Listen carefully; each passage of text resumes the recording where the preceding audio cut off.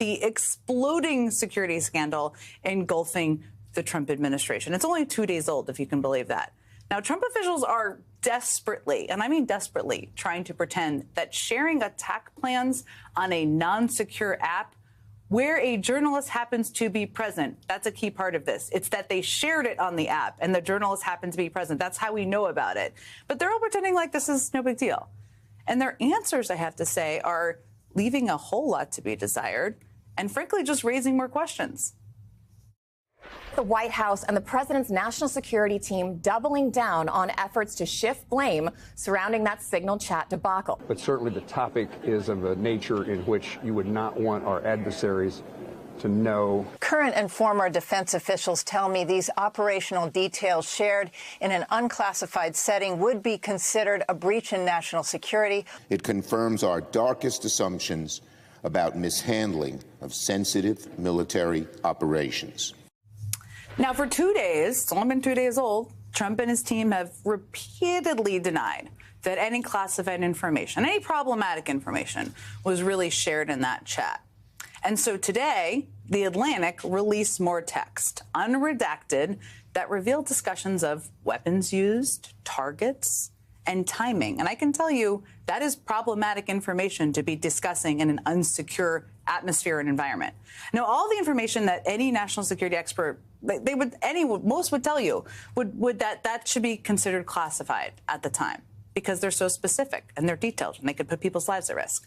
We're going to show you the text with the actual military actions they're describing because I think it's important to see them. So Defense Secretary Pete Hegseth wrote, quote, "Team update, time now, 11:44 Eastern. Weather is favorable. Just confirmed with CENTCOM. We are go for mission launch. 12:15 Eastern. F-18s launch. First strike package." He then goes on to describe more F-18 and drone strikes. Hegseth then continues to update the chat. 14:10 military time, of course. More F-18s launch. Second strike package. 14:15 strike drones on target. This is when the first bombs will definitely drop. 15:36, F-18 second strike starts. Also, first sea-based Tomahawks launched. You can see the missiles launched right there on the screen. And adding, we are currently clean on OPSEC, meaning operational security. Boy, that one doesn't age so well, does it? Now, there you have it. Those are very detailed. That is exactly what was published from The Atlantic. Those are specifics of what was on this group chat. Now, the transcript of the Signal chat released just this morning completely, obviously, undercuts those repeated denials from Donald Trump, Pete Hegseth, and others. In releasing the information, which The Atlantic had originally withheld because of the operational details, they cited a clear public interest in disclosing the information.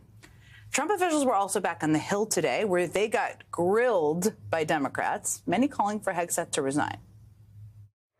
It is outrageous, and it is a leadership failure. I would argue that Secretary Hegseth, if he had the dignity that he needs to have, should be walking his resignation in, because I believe that his probably is heading toward being relieved of his duty based on what I think are significant and illegal leaks. Nobody is willing to come to us and say this was wrong. This was a breach of security, and we won't do it again. He needs to resign immediately, and a full investigation needs to be undertaken.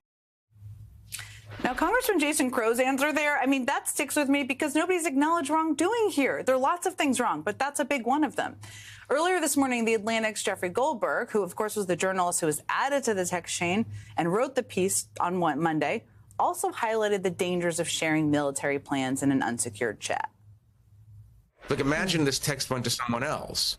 I mean, if that's not secret, classified information about, or the most sensitive kind of government information in the world, I don't know what is. This is operational details about a forthcoming attack on an enemy that has anti-aircraft capabilities.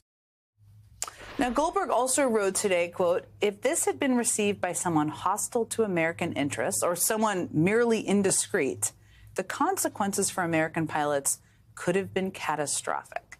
The Pentagon guidelines, by the way, on what constitutes classified information are actually pretty clear and include disclosure of significant military plans or intelligence operations. This text message is clearly classified information. Secretary Hegseth has disclosed military plans as well as classified information. Targets, times, those kinds of things are absolutely classified, and we all know it. There is no way, having sat on this committee for 9 years, that somebody would come in with that information and give us something that says unclassified. You can walk out of this room with this information and give it to whomever you want. Y'all know that's a lie. It's a lie to the country. Joining me now is Democratic Congressman Jimmy Gomez, member of the Intel Committee, who was part of today's hearing, and Samantha Vinograd, former Assistant Secretary for Counterterrorism, Threat Prevention, and Law Enforcement Policy at the Department of Homeland Security. Both certainly know how classified information should work and how it travels. Congressman, let me start with you. We showed a number of clips from that hearing today. It felt to me from reading the coverage there weren't a lot of questions answered. There's a lot of obfuscation, if you could say. Did you learn anything from the hearing, and what did you think of their answers? I don't think they didn't answer anything. And second, it just doesn't pass the smell test. I mean, this is something that's so rational. One, they were first denying that they had this conversation until the report came out. Two, they're denying that there was any kind of targeting information, what weapons were used. And then even just yesterday, Tulsi goes on, uses the I don't recall defense. You've been on the job 43 days. This happened 10 days ago. You're using Signal not to plan where you guys are going to go for lunch, but to launch an military operation using lethal force. This doesn't make sense on any level, and they're straight up lying to the American public about it. I mean, the I don't recall really doesn't pass the smell test. So just take your words. Sam, one of the explanations they've given, or the kind of strategies they've had here, should I say, is to say no one was hurt. The operation was successful. This just shows us policy discussion and debate and coordination. You've been in these rooms. You've sat in these meetings. You know how this information is supposed to travel. Why is information traveling over a channel like this, putting people at risk? Classified or sensitive information is meant to be discussed and transmitted on classified channels, not encrypted ones, because information is classified, Jen, based on the perceived harm its unauthorized disclosure could do to U.S. national security. Look at where we are today. The entire world now knows about internal communications among senior national security officials in the United States. Including the vice president. Including the vice president, national security advisor. It's not like we have that kind of insight into how Kremlin officials are discussing battle plans or how the People's Republic of China is having policy deliberations. And by having these kind of conversations in insecure ways, you open up these communications to exploitation by bad actors, foreign governments, criminal networks who can use it to gain an advantage on the battlefield, to gain insights into how the U.S. government is working, and more. Classified information and sensitive information should stay in secure places. One of the things I've been wondering about is how many other Signal chats were there possibly? I mean, this one was the Houthi PC small group Signal chat. I can't imagine it was the first one. I'm sure you wonder about that. No, it's definitely a question that has run through my head, and it just shows on if they were this sloppy on this issue, they're probably sloppy on other issues. And here's the thing. Signal, if you can read the Signal chat, then the Chinese and the Russians, who are most likely on your phones, can read it.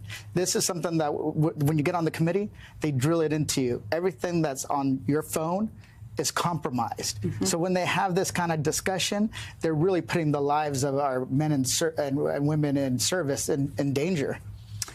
No question about it, which is why I think this brushing through of nobody was hurt this time, don't worry about it, is offensive to people serving our country in the military. One of the debates here, I don't think it's a debate, is this question of whether this information was classified. And there's I don't want to call it semantics, but the issue here is that this information was operational and put people at risk, and it put an operation at risk.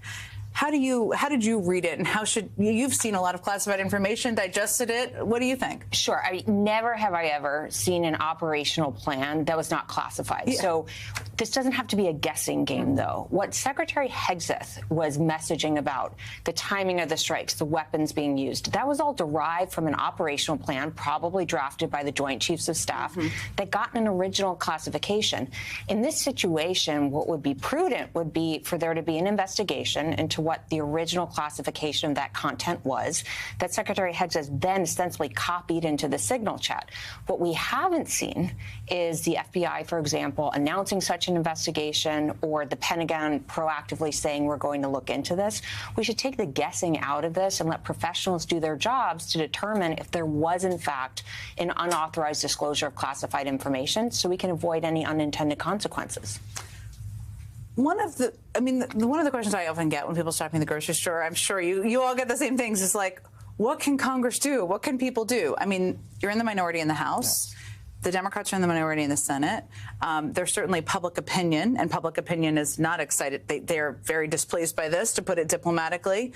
What can Congress do to compel an investigation? What can you do in the minority, I should say, to compel an investigation, to push for more information if there isn't cooperation from Mike Johnson and the leadership in the House? Yeah, we have to keep pushing and then discussing this in public. Today, one of the guys from Barstool Sports said, hey, this doesn't jive. This doesn't work. It's a sign it's broken through, perhaps. Yes. It's a sign that's broken through to the people that they care about. And we got to keep raising that as an issue, because this is not about scoring political points. This is about the safety of our armed services and how sloppy this administration has become. Remember, this is not the first lap of judgment that this administration has had when it comes to the CIA, DOJ, and OPM. This is a reoccurring thing that we're seeing. So I think that we got to keep talking about it, and then hopefully the tide turns and the senators stand up.